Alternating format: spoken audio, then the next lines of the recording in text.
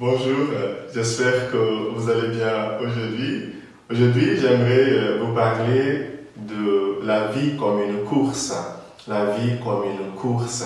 Saint Paul, dans notre première lecture aujourd'hui, arrive à la fin d'un de ses voyages et il rassemble les responsables de l'Église. Il a dit, moi, je m'en vais, je pars d'ici, j'ai fini ici.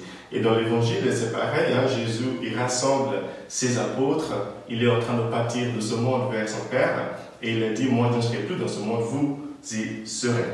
Donc j'aimerais vous dire ce matin trois choses sur la course de la vie. La course de la vie. La première chose à savoir, c'est que la partie la plus importante dans une course, c'est la préparation. C'est la préparation. Dans sa lettre aux Corinthiens, sa première lettre aux Corinthiens, chapitre 9, verset 25, Saint Paul dit que les athlètes dans les stades, ils s'entraînent tous les jours afin de pouvoir gagner le prix. Et il dit, nous devrions encore faire davantage parce que nous courons pour une course qui est pour la vie éternelle. Donc Saint Paul nous invite à nous entraîner tous les jours. Le meilleur moment de se préparer pour une course n'est pas le jour de la course. Tous les jours, nous devrions nous préparer. Moi, je dis souvent, la meilleure manière de vivre, c'est d'espérer pour le mieux, espérer avoir le mieux, mais c'est préparer pour le pire. Donc, Saint Paul nous dit ce matin l'importance de se préparer tout le temps, en mangeant bien, en dormant correctement, en gardant un certain nombre d'amis, en se baladant dans la forêt de temps à autre. Donc, soyons toujours prêts, préparons le corps, l'esprit, nourrissons le corps et l'esprit, afin que s'il y a le mieux, pourquoi pas, mais s'il y a aussi des difficultés, nous arrivons aussi à les traverser. Soyons toujours prêts pour le pire. La deuxième chose, c'est la concentration. Ça me semble important de le souligner parce que Jésus lui-même, qui se souciait toujours des autres, c'est lui qui dit, moi j'ai fini ma course. Ma course. Il n'a pas dit j'ai fini notre course, j'ai fini ma course. Nous sommes tous appelés à courir, à faire notre course et pas la course de quelqu'un d'autre.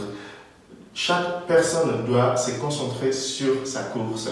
Et je dis ça avec beaucoup de respect. Franchement, quand je vois combien des gens se soucient de ce que les gens disent d'eux, ce que d'autres racontent sur eux, parfois j'en rigole, je me dis, mais si seulement vous savez que les opinions des autres ne comptent pas vraiment pour grand chose, concentre-toi sur ta course.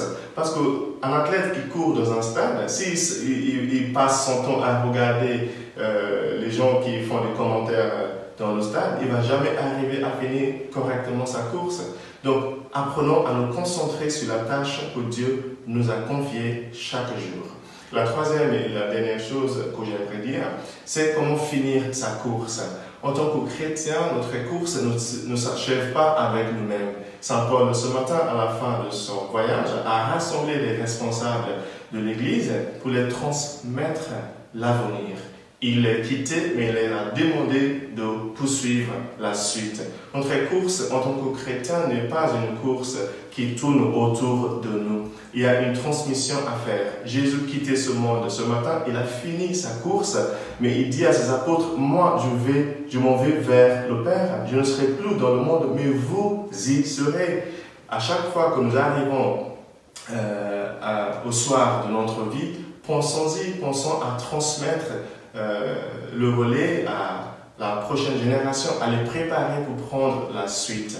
Chers amis, c'est comme ça qu'il faut voir la vie. La vie est une course pour laquelle il faut se préparer, il faut se concentrer sur sa propre course et à la fin, n'oublions pas de transmettre le relais, la course à la génération prochaine.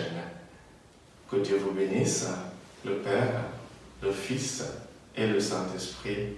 Amen.